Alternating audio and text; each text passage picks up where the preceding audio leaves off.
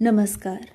Doctor वंदना रस्तोगी, सह आचार्य Sanskrit, BND राजकीय कला महाविद्यालय चिमनपुरा द्वारा BA तृतीय वर्ष संस्कृत की इस कक्षा में, इस व्याख्यान में आप सबका स्वागत है। विद्यार्थियों, आपके पाठ्यक्रम के द्वितीय प्रश्न पत्र के अंतर्गत महाकवि कालिदास विरचित रघुवंश महाकाव्य के षष्ठ सर्ग में हमने विदर्भ राजकुमारी इंदुमती के स्वयंवर में पधारे राजाओं और राजकुमार अज की शोभा के वर्णन संबंधी, स्वयंवर सभा में इंदुमती के आगमन संबंधी पद्यों का अध्ययन किया है। इंदुमती स्वयंवर वर्णन नामक इस षष्ठ सर्ग के आगामी पद्यों में इंदुमती दर्शन का राजाओं पर प्रभाव, उनकी प्रतिक्रिया एवं श्रृंगार चेष्टाओं का प्रसंग वर्णित है। रघुवंश के छठे सर्ग का एकादश पद्य 11वां श्लोक इस प्रकार है। तस्मिन् विधानातिशये विधातुः कन्यामये नेत्रशतैकलक्ष्ये निपेतुरन्तःकरणैर्नरेन्द्राः देहैः स्थिता केवलम् आसनेषु। अन्वय है, नेत्रशतैकलक्ष्ये कन्यामये तस्मिन् विधातुः विधानातिशये नरेन्द्राः अन्तःकरणैः निपेतुः आसनेषु देहैः केवलं स्थिताः।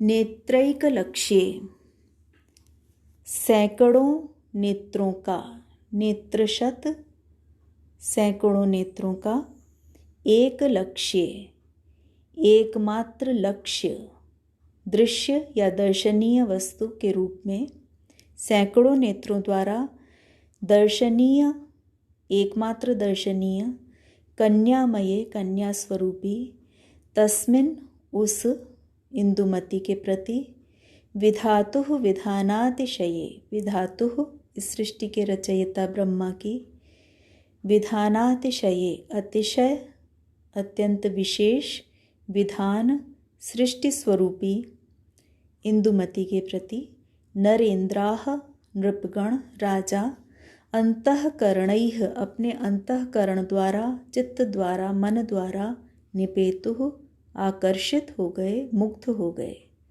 आसनेषु सिंहासनों पर, केवलम देहैः स्थिता केवल मात्र अपने शरीरों से ही अवस्थित रह गए।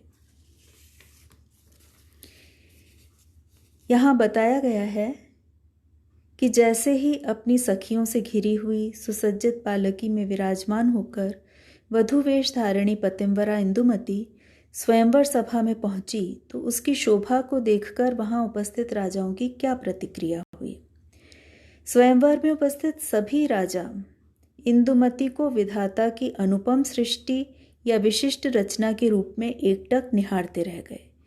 उनके बाह्यकरण यानी नेत्र और उनके अंतःकरण अर्थात उनके चित्त या उनके मन इंदुमती के प्रति पूर्णतया आकर्षित हो गए और मंचस्थ सिंहासनों पर तो उनके शरीर मात्र ही अवस्थित रह गए।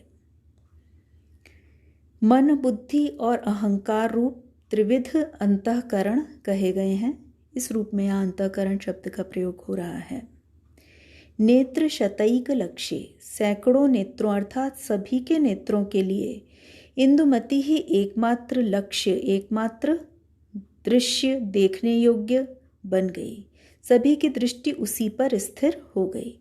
समस्त राजमंडल इंदुमती पर मुग्ध हो गया और वे शरीर से अपने आसनों पर बैठे दिखाई दे रहे थे, किंतु अपने आप को भूलकर वे इंदुमती के प्रति बद्ध दृष्टि और दत्त चित्त हो गए थे। कालिदास द्वारा किए गए इस वर्णन के माध्यम से इंदुमती का अपूर्व सौंदर्य, उसका आकर्षक व्यक्तित्व द्योतित हो रहा है। यहाँ समास के रूप में यदि हम देखें तो नराणाम इंद्रा इति नरेन्द्राः षष्ठी तत्पुरुष है। नरेन्द्राः शब्द में आप संधि विच्छेद भी कर सकते हैं। नर प्लस इंद्रः यह गुण संधि का उदाहरण है। इसी प्रकार से विधानस्य अतिशयः, विधानातिशयः षष्ठी तत्पुरुष है। यहाँ भी उपजाति छंद का प्रयोग यहाँ किया गया है, जिसमें इंद्रवज्रा और उपेंद्रवज्रा का सम्मिश्रण रहता है। इस पद्य की एक विशिष्टता की चर्चा करना यहाँ अत्यावश्यक है। यह पद्य या यह प्रसंग जो आगे के भी पद्यों में वर्णित किए जा रहे हैं, यह प्रसंग कालिदास की इस विलक्षण विशिष्टता की ओर संकेत करता है कि कालिदास न केवल बाह्य प्रकृति, बाह्य परिवेश के चित्रण करने में प्रवीण हैं, अपितु वे अपने पात्रों की अंतः प्रकृति अर्थात उनके आंतरिक स्वभाव, उनकी स्वभावगत विशेषताओं को, उनके मनोवैज्ञानिक चित्रण को भी उतनी ही कुशलता से कर सकते हैं, जैसा कि यहाँ कालिदास द्वारा राजाओं के हाव भावों से उनके मनोविज्ञान को, उनके मनोभावों को बड़े ही प्रभावशाली तरीके से अंकित किया गया है। तो ये कालिदास की एक काव्यगत विशेषता का, उनके काव्य कौशल का निरूपण करने वाला पद्य बन जाता है। अगला पद्य है ताम प्रत्यभिव्यक्त मनोरथानाम महीपतानाम महीपतीनाम प्रणयाग्रदूत्यः प्रवाल शोभा इव पादपानाम श्रृंगार चेष्टा विविधा बभूवुः। ताम प्रति अभिव्यक्त मनोरथानाम महीपतीनां प्रणयाग्रदूत्यः विविधाः श्रृंगार चेष्टाः पादपानां प्रवाल शोभा इव बभूवुः। ताम उस इंदुमती के प्रति, ताम प्रति अभिव्यक्त मनोरथानाम प्रकट या स्पष्ट मनोरथों वाले, महीपति नाम राजाओं की। मही शब्द पृथ्वी के लिए, धरा के लिए प्रयुक्त होता है, इसलिए महीपति राजाओं का ही पर्यायवाची शब्द है, जिसका षष्ठी बहुवचन का यहाँ प्रयोग किया जा रहा है। स्पष्ट मनोरथ रखने वाले, मनोकामना रखने वाले राजाओं की प्रणयाग्रदूत्यः, प्रणय प्रेम की, अग्र प्रथम, दूती संदेशवाहिका के रूप में, विविधाः अनेक प्रकार की, श्रृंगार चेष्टाः श्रृंगारिक चेष्टाएं, श्रृंगारिक भाव भंगिमाएं, क्रियाकलाप, पादपानाम वृक्षों की, प्रवाल शोभा इव पत्तों की शोभा के समान, पल्लवों की शोभा के समान, बभूवुः बन गई, प्रकट हुई।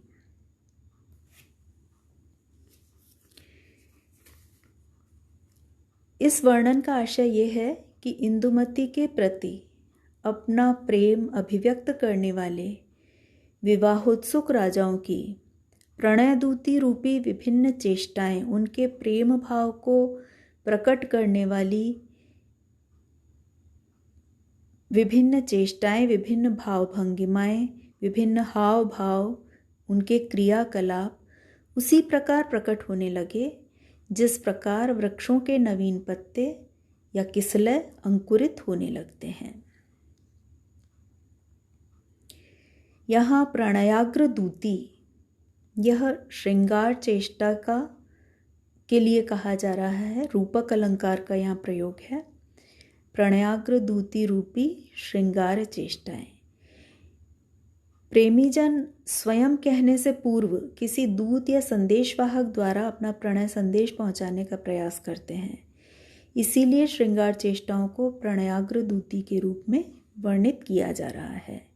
राजा स्वयं अपना मंतव्य, अपने मनोरथों को अभिव्यक्त करें, उससे पूर्व वे अपने भाव भंगिमाओं के द्वारा अपने हृदय के अनुराग को अभिव्यक्त करने की चेष्टा कर रहे हैं, उसका प्रयास कर रहे हैं। इस प्रकार यहाँ रूपक अलंकार का प्रयोग है। पादपानाम प्रवाल शोभा इव, इस पद्यांश में उपमा अलंकार का प्रयोग कवि के द्वारा किया गया है। पादपा नाम उपमान है महीपति नाम का, प्रवाल शोभा उपमान है श्रृंगार चेष्टा का। राजाओं के पक्ष में अभिव्यक्त मनोरथा नाम का अभिप्राय है प्रकट या स्पष्ट मनोकामना वाले, अपनी प्रेम संबंधी स्पष्ट मनोभावों वाले। और पादप के या वृक्षों के पक्ष में अभिव्यक्त मनोरथ होने का क्या अभिप्राय है? पुष्पित पल्लवित होने की अभिलाषा से युक्त, जिस प्रकार से पादप पुष्पित पल्लवित होने की अभिलाषा से युक्त होने पर अपने प्रवाल अर्थात नवीन पल्लवों के द्वारा अपनी उस अभिलाषा को प्रकट कर देते हैं, उसी प्रकार से राजा लोग भी अपने श्रृंगार चेष्टाओं के द्वारा अपने मनोरथ को अभिव्यक्त कर रहे हैं। यहाँ भी उपजाति छंद का प्रयोग किया गया है और बड़े ही सरल सहज शैली है कवि की। यहाँ पर समास कितने सरल हैं देखिए। मह्याम पतयः महीपतयः तेषाम, षष्ठी तत्पुरुष है। प्रणयेषु अग्रदूत्यः इति प्रणयाग्रदूत्यः, यहाँ भी तत्पुरुष समास ही है। श्रृंगारस्य चेष्टा, श्रृंगार चेष्टा। प्रवालानाम शोभा, प्रवाल शोभा। षष्ठी तत्पुरुष जैसे बड़े ही सरल और सुबोध समास का यहाँ पर प्रयोग किया जा रहा है।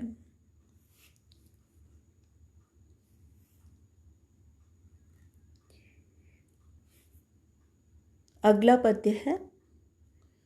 कश्चित् कराभ्याम उपगूढ़ नालम आलोलपत्राभिहत द्विरेफम रजोभिरन्तः परिवेशबंधि लीलारविंदम भ्रमयाञ्चकार। अन्वय। कश्चित् कराभ्याम उपगूढ़ नालम आलोलपत्राभिहित द्विरेफम रजोभिः अंतः परिवेशबंधि लीलारविंदम भ्रमयाञ्चकार। बहुत ही सरल शैली यहाँ कालिदास की देखिए हमें देखने को मिल रही है।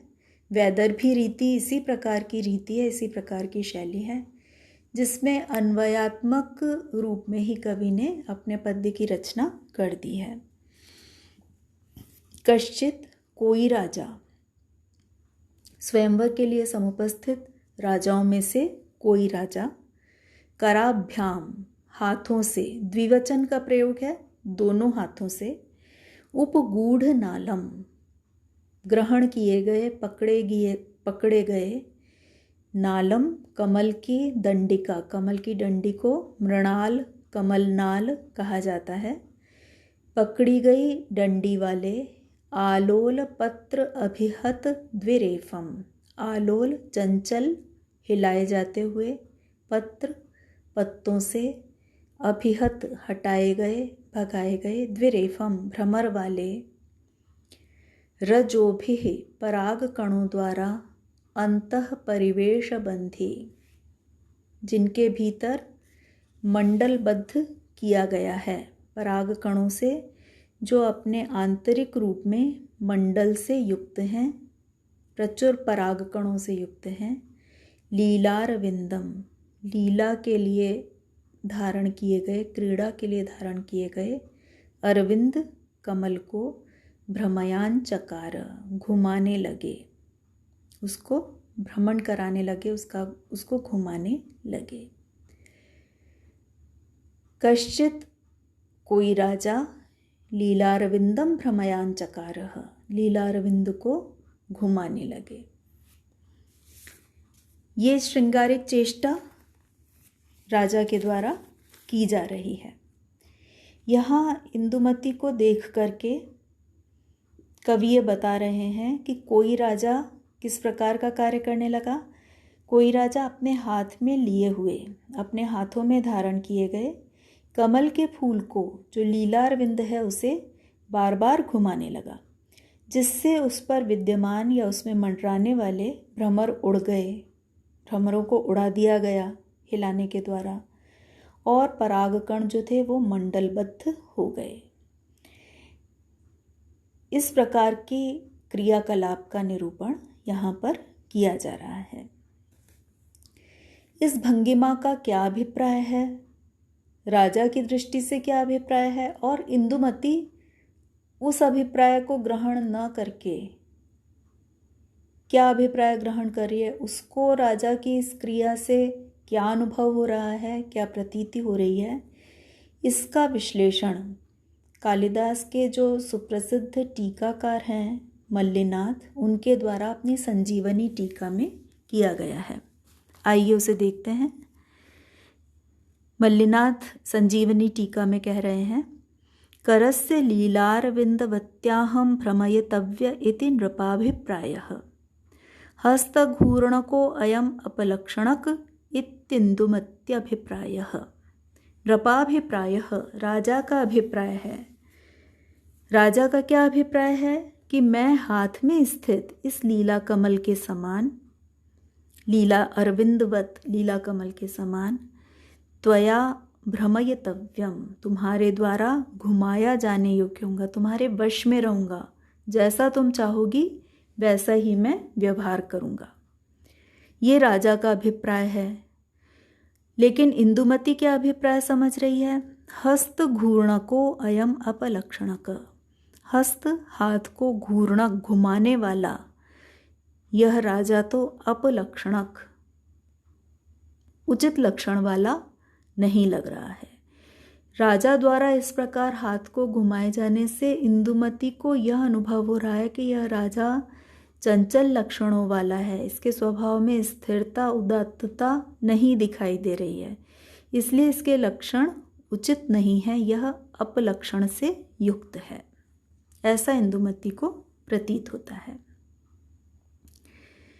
इस प्रकार से यहाँ राजाओं की चेष्टा, जो चेष्टा को वो क्या किस रूप में प्रयुक्त कर रहे हैं? प्रणयाग्र दूती के रूप में, अपने अनुराग को अभिव्यक्त करने वाली संदेश वाहिका के रूप में प्रयुक्त कर रहे हैं।